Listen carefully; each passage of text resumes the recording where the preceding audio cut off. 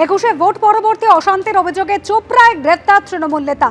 অভিযুক্ত চোপড়া গ্রাম পঞ্চায়েতের প্রাক্তন প্রধান মোহাম্মদ হানিফ। গ্রেপ্তার পঞ্চায়েতের প্রাক্তন প্রধান মোহাম্মদ হানিফ সহ দুজন।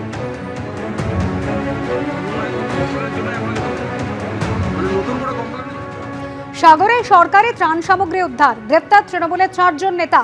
অভিযুক্তদের মধ্যে একজন পঞ্চায়েত সমিতির তৃণমূল সদস্য। ধৃতদের বাড়ির গুদামে লুকিয়ে রাখা ছিল ত্রাণ, দাবি পুলিশের।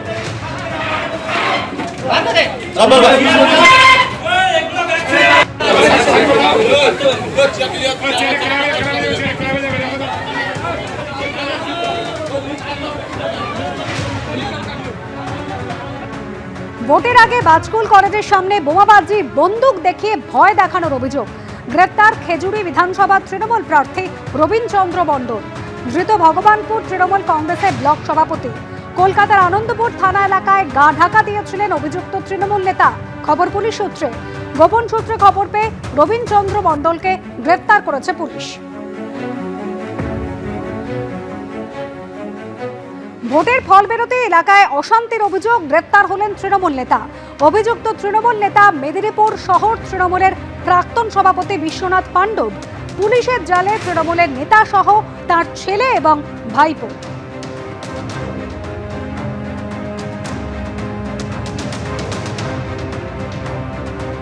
পালাবদলের পর পুরনো মামলায় নাকাশিপাড়ায় গ্রেপ্তার প্রধানের স্বামী। অভিযুক্ত তৃণমূলের অঞ্চল সভাপতি জাহাঙ্গীর বিশ্বাস। গত বছর 12ই অক্টোবর অভিযুক্ত জাহাঙ্গীরের বিরুদ্ধে স্থানীয় বাসিন্দাকে মারধরের অভিযোগ উঠে।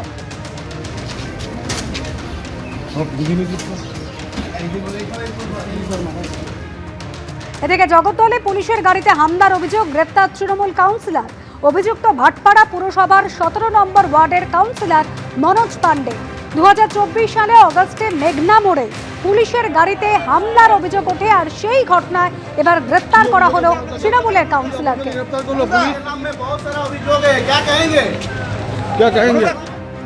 দিকে দিকে তৃণমূলের নেতা, কোথাও প্রাক্তন তৃণমূল বিধায়ক, কোথাও বা তৃণমূলের কাউন্সিলররা গ্রেপ্তার হচ্ছেন।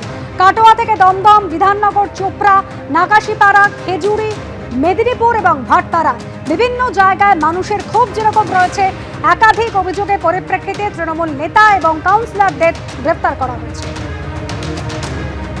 এবিপি আনন্দ, এগিয়ে থাকে, এগিয়ে রাখে।